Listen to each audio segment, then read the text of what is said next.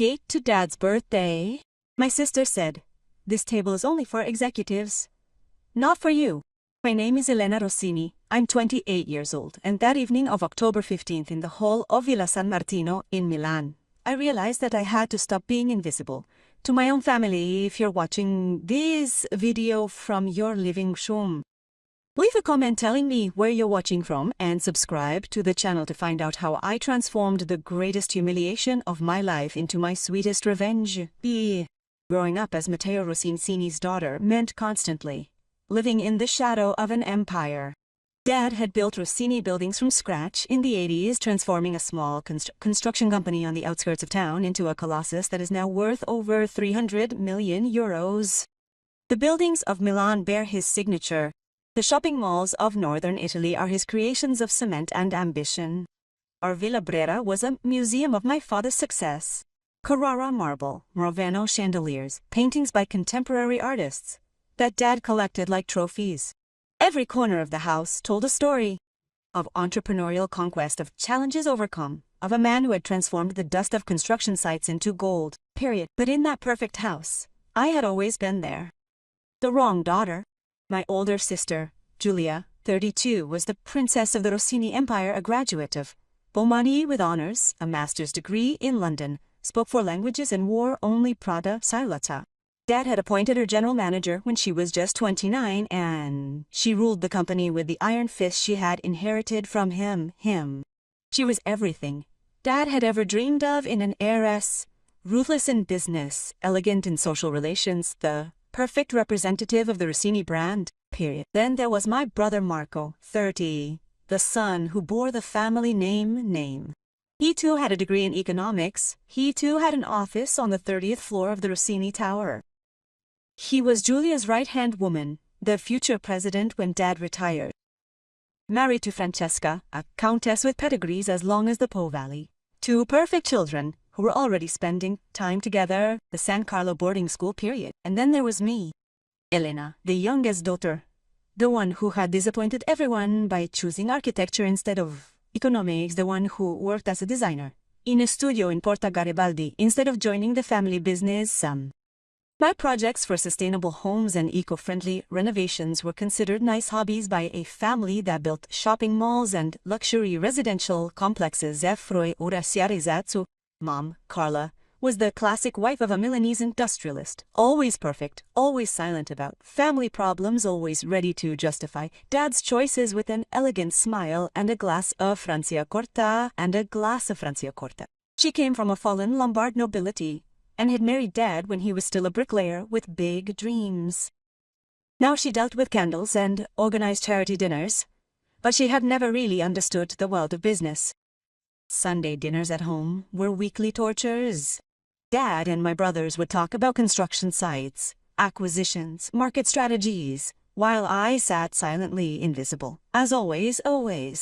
If I tried to intervene with an idea about sustainable projects or architecture, I would be the only one who would say yes. Bioclimatic. Dad would look at me with that condescending little smile and say, "Elena, honey, let those who really understand it handle the business." The breaking point had come 2 years earlier during a family meeting called to discuss the expansion of the company Abbianiti.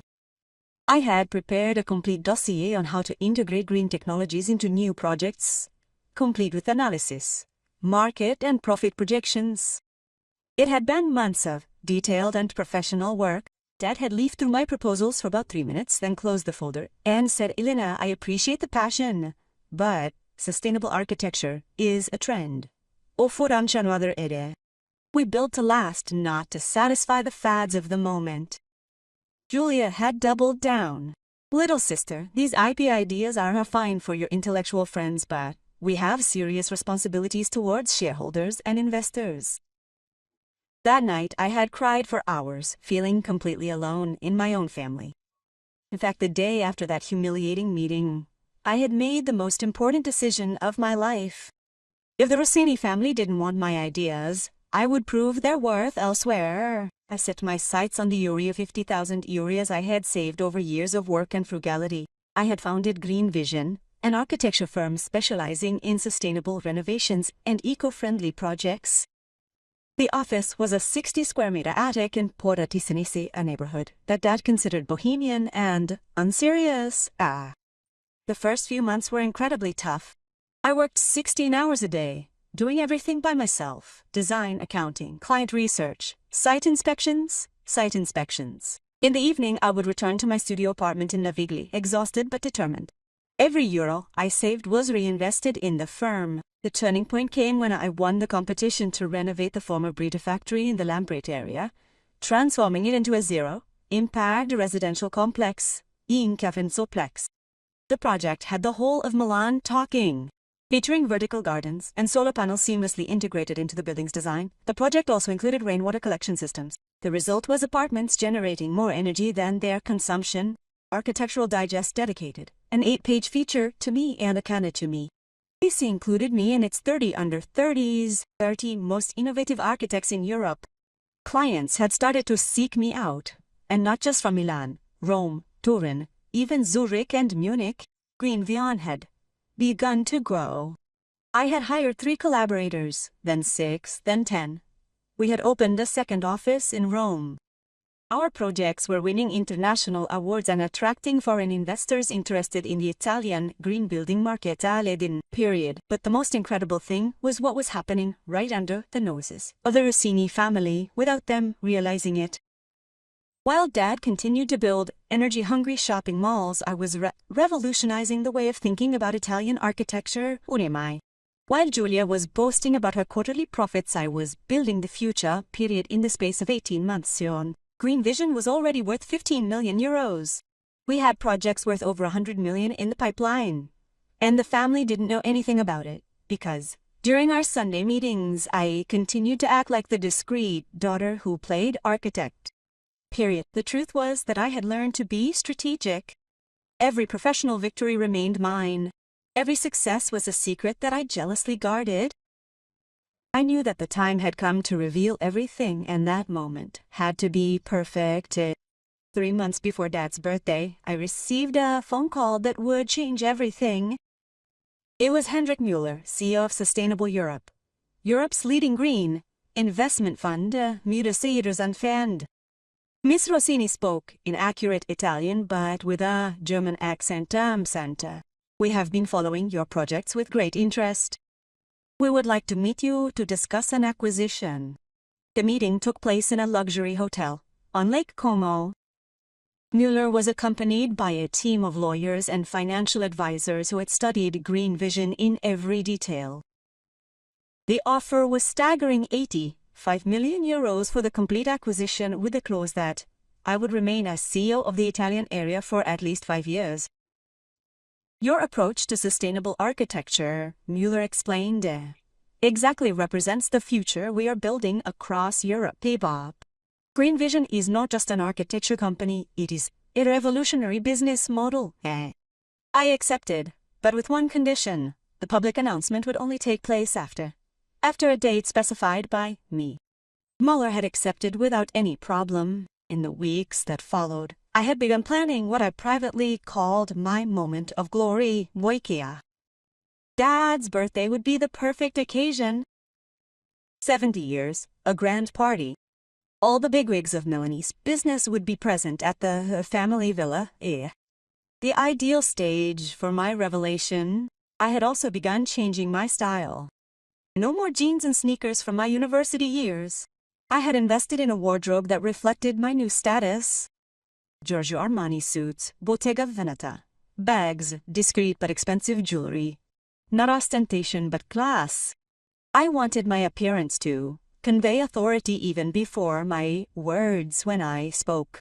The night before my birthday, I had stayed up late in my new apartment in Molokizara Nuova, a penthouse with a view of the vertical forest that I had bought with my first significant earnings.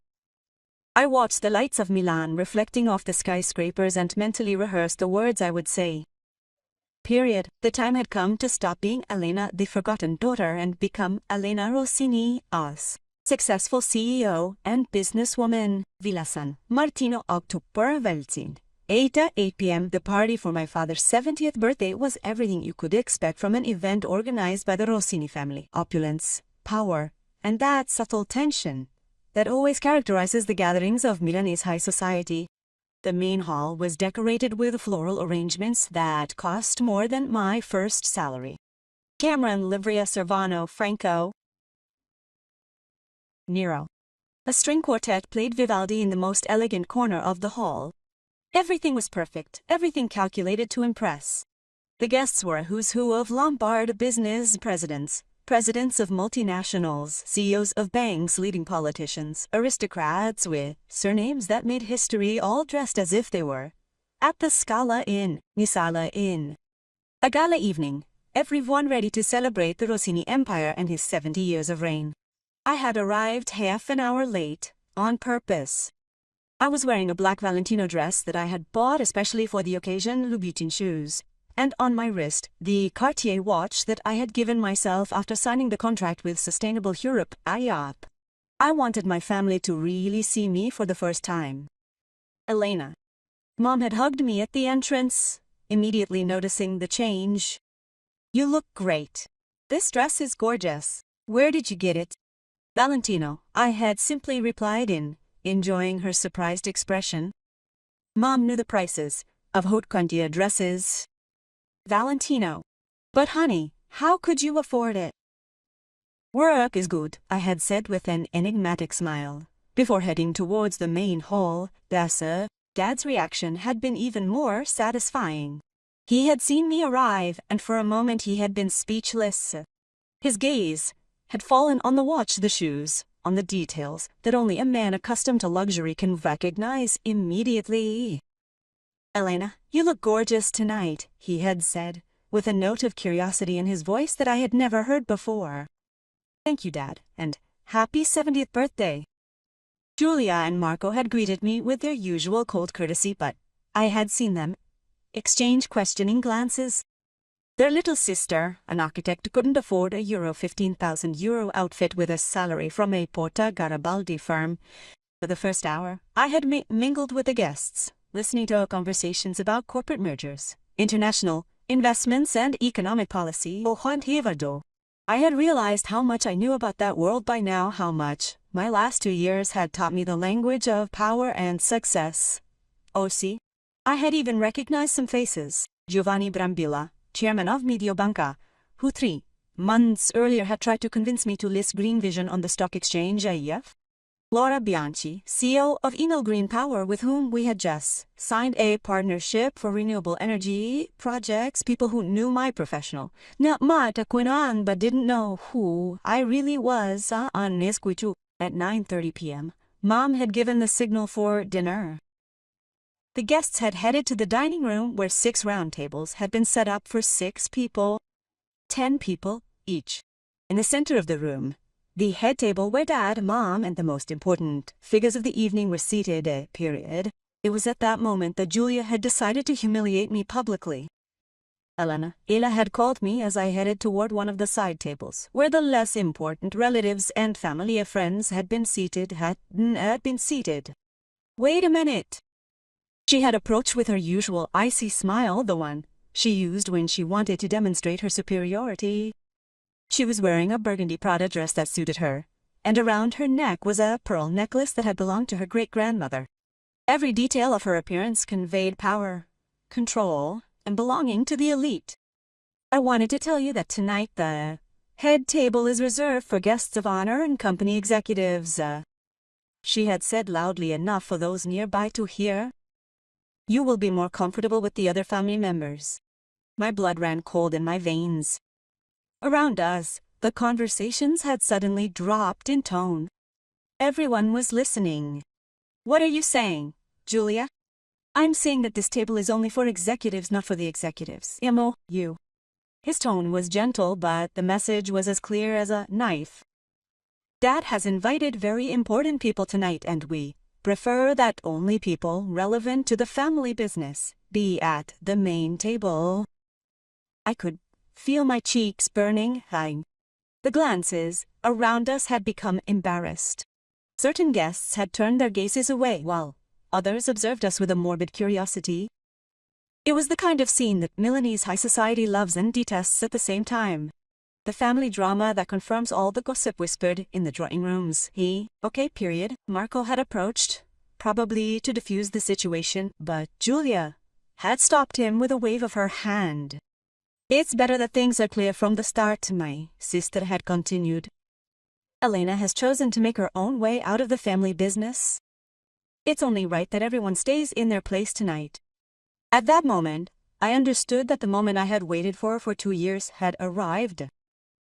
My revenge would not be a cold dish served in private, it would be hot and public in front of the entire Gotha of Milanese entrepreneurship. You're right, Julia, I said, in a firm voice, smiling. It is right that everyone has their place, and my place tonight is exactly where I deserve to be. I had headed towards the head table, ignoring Julia's alarmed look and the murmur that had risen among the guests. I had picked up the microphone that had been set up for Dad's toast and turned it on with a decisive movement. The room had suddenly fallen silent. 60 pairs of eyes were focused on me. At the head table, Dad was looking at me with an expression somewhere between amusement and concern. Mom had put a hand to her chest. Julia and Marco seemed petrified. Good evening, everyone. I had begun. My voice was clear and steady. Excuse me for interrupting, but I think this is the right time to share some important news with you. The silence had become tangible. I could feel my heart beating, but strangely I felt calmer than ever. It was as if all the years of humiliation, condescending glances, and cutting remarks had prepared me exactly for this moment. Like many of you, I'm Elena Rossini, Matteo's youngest daughter, me. In recent years, I've chosen to follow my passion for sustainable architecture, founding a small company called Green Vision. I saw a few of the guests nodding politely, probably anticipating a rather sentimental speech about the fulfillment of dreams, nemes. What you don't know, I continued, is that this afternoon, I closed the sale of Green Vision to Sustainable Europe for 85 million euros. The silence was broken by an explosion of murmurs. I saw Julia turn as white as the napkin she was holding in her hands. Dad's eyes widened. Marco dropped the glass of wine he was drinking. In less than 2 years, Green Vision has become the most innovative sustainable architecture company in Italy. We have projects underway worth over 100 million euros, offices in Milan and Rome, and a partnership with major European utilities for renewable energy projects. Giovanni Brambilla, from the next table, began to applaud slowly. Other guests followed suit, recognizing the importance of what I was saying. The Sustainable Fund Europe has chosen me to lead their expansion throughout Southern Europe. In the next 5 years we will also be based in Madrid, Barcelona, and probably Ayatine. At that point I paused, enjoying the astonished expressions on my family's faces. All this to say that you are right, Julia. It is right that everyone stays in their place. And my place tonight is next to the successful entrepreneurs of this city. The applause had erupted. Not polite applause for the occasion, but a genuine, warm ovation. Laura Bianchi had stood up, followed by other guests. Even some who did not know me were applauding. Carried away by the energy of the moment, I had handed back the microphone and sat down at the head table. In the space that Julia had left free when she had suddenly stood up and left the room. The rest of the dinner had been surreal, heavy surreal. Dad, after the initial shock, had reacted like the seasoned entrepreneur he was, had publicly congratulated me, had toasted to the success of the new generations, and had transformed my revelation into a moment of pride for the Rossini family. But I could see the confusion in his eyes, the questions he was asking himself. How had his failed daughter managed to build an empire worth 85 million without him noticing? Guests had started coming over to congratulate me. People who had completely ignored me until half an hour earlier now wanted to know the details of my projects, discuss possible collaborations, invite me to exclusive events, Elena, Giovanni Brambilla had taken me aside after dessert. Why didn't you tell me who you were when we met about the stock market listing? I knew the Rossini surname sounded familiar. I wanted Green Vision to be judged. For what it's worth, not for the surname I bear, I had replied. And apparently it worked. Marco had remained at the table, but he hadn't said a word the entire evening. I could see him struggling between surprise, brotherly pride, and perhaps a little envy. He had always believed he was the only son with real entrepreneurial talent. Mom had come over toward the end of dinner, her eyes shining with tears. Elena, honey, why didn't you tell us anything? We're your family. Why did I owe it to myself that I could do it first? I had responded by hugging her. And because I knew that if I had mentioned it earlier, someone would have found a way to convince me that I was wrong. Julia had come back in for the final greetings, her makeup perfectly touched up but her expression tense. She had approached as the guests were leaving. Congratulations, she had said dryly. Good move. Very dramatic. Thank you. I learned from a family that knows how to impress Androni. Don't think that this changes anything between us. You're right, I had replied, smiling. It doesn't change anything. I will continue to be successful, and you will continue to underestimate me. The difference is that now, everyone knows who I really am. On Monday morning, my phone hadn't stopped ringing for a second. Corriere della Sera wanted an interview, Repubblica a feature on my entrepreneurial story, Milano Finanza an analysis of the dial with Sustainable Europe. The title of the Corriere article was perfect. Elena Rossini, the silent heir who conquered Green Europe. But the real satisfaction came on Wednesday when Dad called to invite me to lunch. With a family dinner, not a casual meeting. A business lunch at the Four Seasons restaurant, the one he took his most important clients to. Elena had said, cutting her sea bass with surgical precision, I have to make amends. I underestimated you. It's not the first time it's happened in this family. You're right, and maybe it's time to make amends. She had put down her cutlery and looked me straight in the eye. Rossini Costruzioni is exploring new business areas. Sustainable construction is clearly the future. I'd like you to consider a partnership. It was the moment I had dreamed of for years. Dad who asked me to join the family business. Instead of euphoria, however, I felt a strange calm. It's an interesting offer, Dad. But I already have a business that works perfectly. You could both have Green Vision as the sustainable division of Rossini Costruzioni. Imagine the synergies, the resources that we could bring to the table together. I smiled, recognizing the strategy. It was the same approach he used with the competitors. He wanted to acquire. First he courted them, then he absorbed them. Thank you, but no, Green Vision will continue on its path. But I am always open to specific collaborations as equals. Dad's expression had changed. For the first time, he was seeing me not as a daughter to be protected or controlled, but as an entrepreneur to be reckoned with. As an equal, he repeated slowly, I like her. 6 months after that memorable dinner, the dynamics of the Rossini family had completely changed. Sundays at home had become entrepreneurial summits where each of the 3 of us children brought their own experiences and professional challenges. Julia had initially reacted coldly to my success, but gradually she understood that having me as her partner was a great opportunity. My sister, a successful entrepreneur, also strengthened her position. She had even admitted, in a moment of rare honesty, that my story had inspired her to be more courageous in her business decisions. Do you know what struck me the most about your story? She had said to me one Sunday while we were walking in the garden at home. It's not the money, it's not even the success. It's that you had the courage to leave. I would never have done that. I was always too afraid of disappointing Dad. Marco had reacted differently. My success had prompted him to seek his own path within the family business. He had suggested to Dad that we open an international division, and now he spent half his time between London and Dubai, building projects for Middle Eastern clients. Elena taught me that it's not enough to inherit success, she had said. You have to build it with your own hands. Dad was the one who had changed the most. My dramatic turn of events had initially hurt his pride, but then he had done something he hadn't expected of him.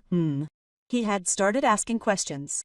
He wanted to understand how I had built Green Vision, what strategies I had used, how I had managed growth. Do you know what I realized?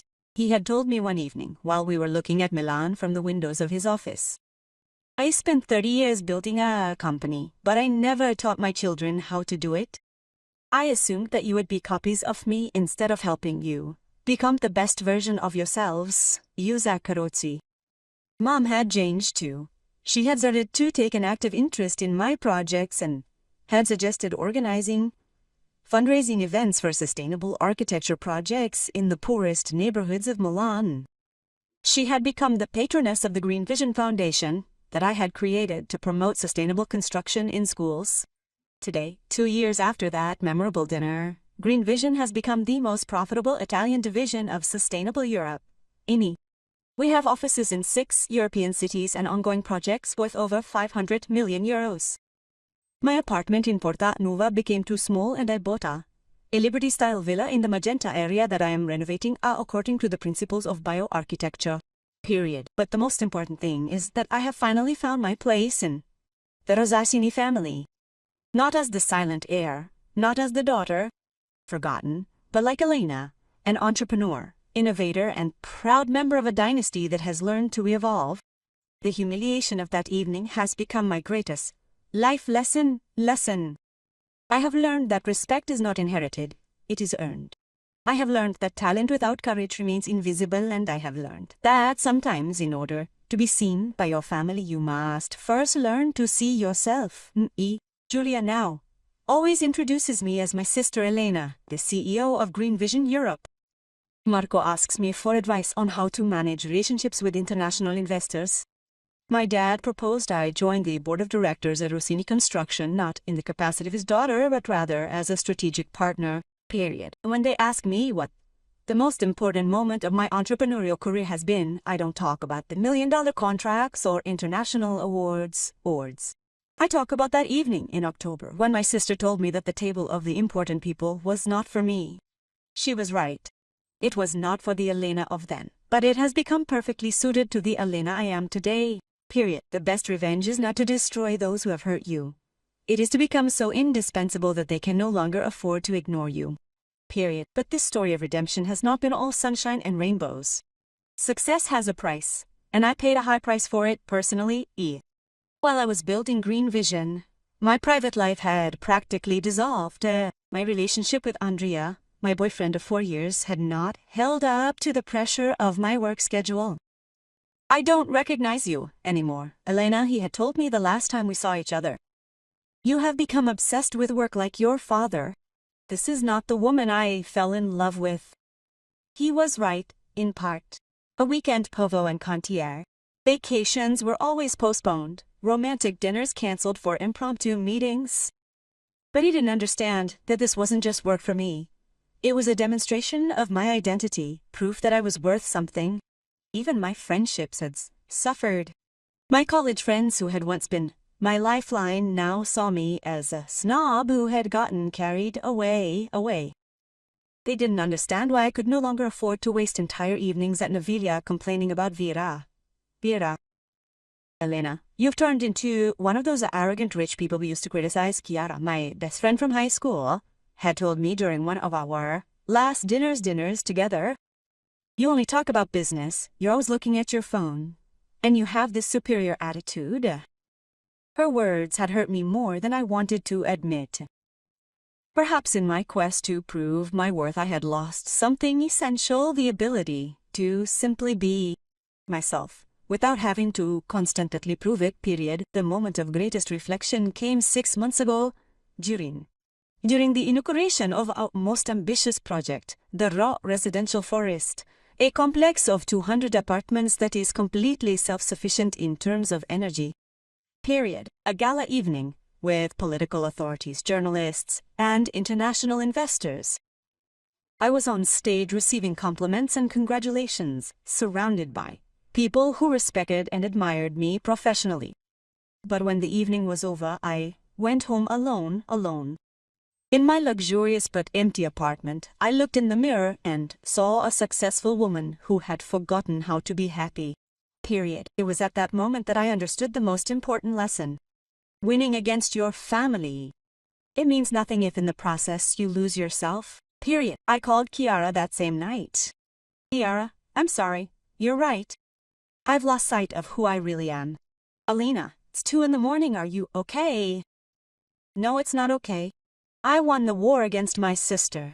I proved to my father that I'm worth it, but I lost everything else. Help me to find myself again.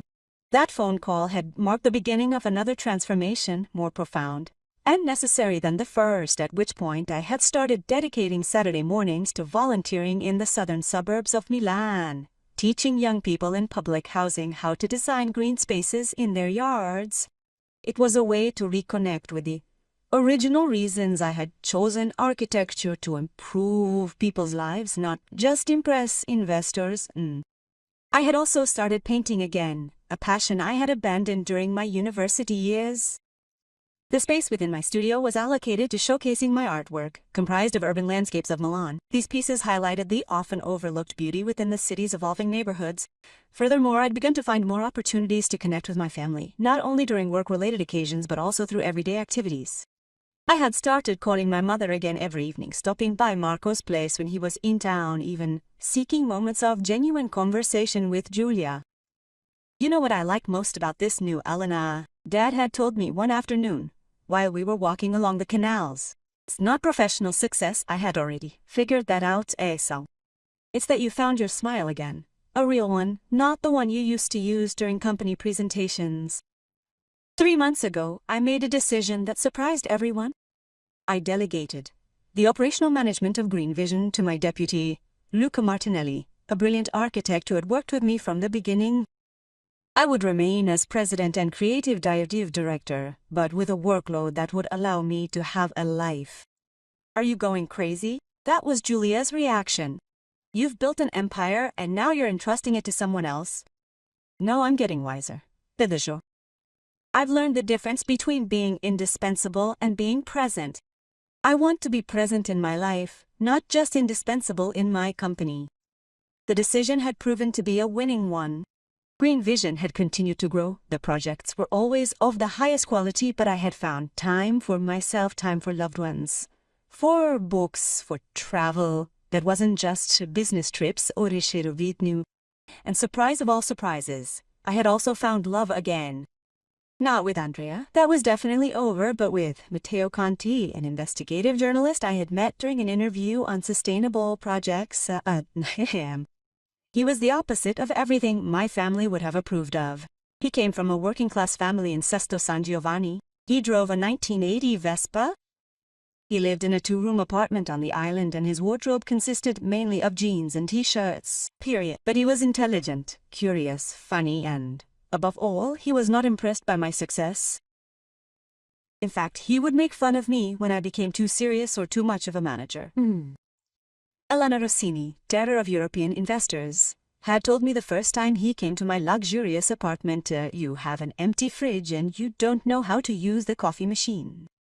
Are you sure you are a successful entrepreneur? Today, as I write this story in my Green Vision studio looking down on Milan from the top of the Bosco Verticale skyscraper, which has become the symbol of new sustainable Italian architecture, I can say that I have learned the most important lesson of my life. True success is not what you achieve against someone, but what you build for something, It is not what you demonstrate to others, but what you discover about yourself.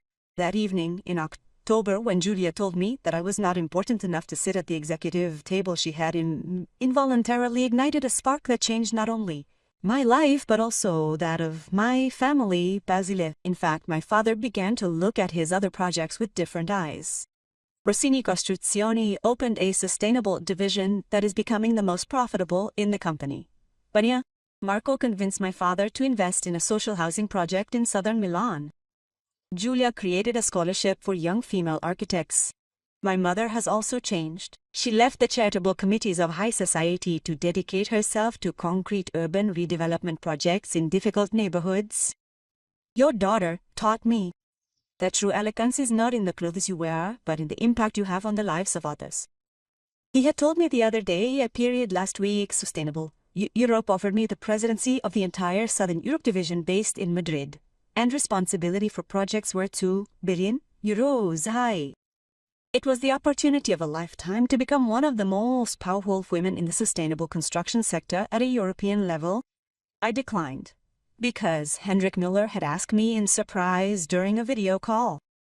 Is this what you have worked for all these years? Yes. No, Hendrik. I have worked all these years to prove that I was worth something. Now that I have proven it, I want to build something that is truly worthwhile. I have decided to stay in Milan to grow Green Vision as an Italian company that exports its know-how worldwide, not as a branch of a foreign group. I have decided to invest more in social projects, to create an incubator for young architects, to transform my experience into opportunities for others, and I have decided to marry Matteo. We made the announcement last Sunday, during the usual family dinner. Dad's reaction was hilarious. A journalist. Elena, you could have chosen at least one newspaper editor. But then she hugged Matteo and whispered to him, You won the biggest prize, boy. Treat her well. Tonight is the eve of Dad's birthday, he's 72. In 24 hours, we'll all be reunited in Villa San Martino again, but this time it'll be different. We'll be a real family, not a collection of competing egos. Julia has asked for my help in organizing a surprise for Dad, a video featuring all of the company's employees expressing their gratitude for his 40 years of leadership. I want it to be perfect, she said. Like you did that night 2 years ago. Marco suggested that we toast together, the 3 of us, children, to thank our father and mother for teaching us, each in our own way, what it means to build something lasting. And I will bring as the final surprise the announcement that Green Vision and Rossini Costruzioni have signed a joint venture for the largest sustainable urban redevelopment project ever carried out in Italy, a Cali. 1 billion euros to transform the eastern outskirts of Milan into a model city of the future. Not a merger, not an acquisition, a partnership of equals between 2 companies that have learned that together they can build something greater, bigger than what they can do alone. That evening 2 years ago, when Julia excluded me from the table of the powerful, she thought she was humiliating me. In reality, she had given me the definitive push to become the woman I am today. That is the best revenge. It is never the one that destroys the enemy. It is the one that transforms the enemy into an ally, and in the end, everyone comes out victorious. If you too have ever felt that you are not important enough for your place at the table, remember this story. Sometimes the best thing you can do is stand up, build your table, and invite everyone who has underestimated you to sit with you. Our objective is not to highlight your skills, but rather to showcase your capacity for generosity. In victory, leave a comment telling me your story of family or professional redemption. And if this story has inspired you, share it with someone who needs to believe in themselves. Thank you for following me on this journey. And remember, no one else decides your worth.